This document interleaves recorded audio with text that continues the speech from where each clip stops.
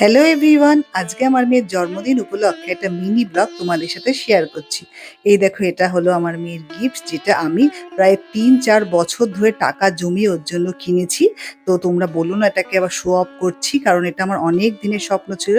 যাই হোক, এটা হলো আমার মেয়ের কেক কাটার জায়গা, আমার ছোট্ট বসার ঘর।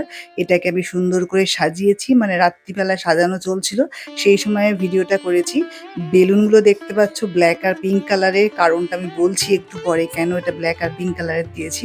এই যে আমার মা বসে রয়েছে, আর আমার এই ছোট্ট ঘরটা কেমন সাজানো হয়েছে তোমরা বলো। যদিও এটা সাজিয়েছে আমার মেয়ে আর মেয়ের বাবা মিলে, মানে বার্থডে গার্ল নিজেই সাজিয়েছে।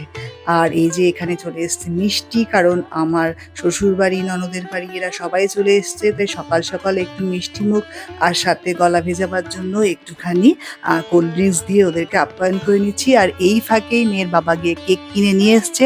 দেখতেই পাচ্ছ এটা থিম কেক, এটা হলো ব্ল্যাক পিঙ্ক আর বিটিএস থিম কেক। জানি না বাবা এখনকার জেনারেশনে জিন আলফারা এত ব্ল্যাক পিঙ্ক আর বিটিএস কেন পছন্দ করে। আমার মেয়ে তো প্রথম থেকেই বলেছিল ওই থিমেরই এবার কেক করতে হবে, তা বাধ্য হয়ে সেজন্য আমাদের এটা অর্ডার দিয়ে করতেই হয়েছে। যাই হোক, এখন আমরা চলে এসেছি কেক কাটার জায়গায়। তো এখানে সবাই মিলে আনন্দ করে হ্যাপি বার্থডে গান গাইতে গাইতে আমরা কেক কেটে ফেললাম। কেক ঠেক খাওয়া দাওয়া হয়ে যাওয়ার পর আমরা আবার চলে এলাম খাওয়ার জায়গাতে।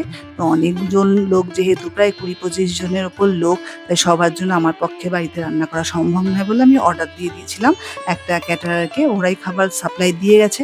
এই যে দেখতে পাচ্ছ ওরা দিয়েছে এখানে পোলাওটা তো খেতে খুবই ভালো হয়েছিল, ওরা সবাই বলেছিল সেটা। তার সাথে দিয়েছে আলুর দম, যেটা পোলাওয়ের সাথে খাওয়া যাওয়া বেশ ভালো খেতে হয়েছে, মানে আলুর দমটাই সবাই সব থেকে বেশি খেয়েছে।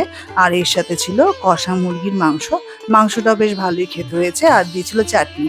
এই ৪টে আইটেমে বাইরেও বাড়িতে আরো অনেকগুলো রান্না হয়েছিল, যে রান্নাগুলো স্পেশালি আমার মেয়ের জন্য করা হয়েছিল আর আমার শাশুড়ির জন্য করা হয়েছিল, কারণ শাশুড়ি অনেক কিছু খান না। তো এখানে আমি কয়েকটা বাটিতে আমার মেয়ের জন্য বেড়ে নিচ্ছি, কারণ মেয়ের জন্য আজকে নিজের হাতে সুন্দর করে থালাটা সাজাচ্ছি। যেহেতু প্রত্যেক বছরই আমি এটা করি, এই বিশাল বড় একটা কাঁসার থালা, যেটা আমার মায়ের পৈতৃক পাওয়া আর কি, সেটা মা আমাকে দিয়েছে, মানে মায়ের দাদু মাকে দিয়েছিল। তো সেই থালাটার মধ্যে আমি সব পদগুলো একে একে বাটিতে বেড়ে সুন্দর করে সাজিয়ে দিচ্ছি। আমার মেয়ে এরমভাবে সাজিয়ে গুছিয়ে খেতে দিলে খুব পছন্দ করে। আর পনির আমার মেয়ের ফেভারিট বলে পনির, মাছ, ৫ রকম ভাজা এগুলো বাড়িতেই করা হয়েছিল ওর জন্য। আর সাথে ছিল ওর পছন্দের কয়েকটা মিষ্টি, আর পায়েস তো থাকতেই হবে।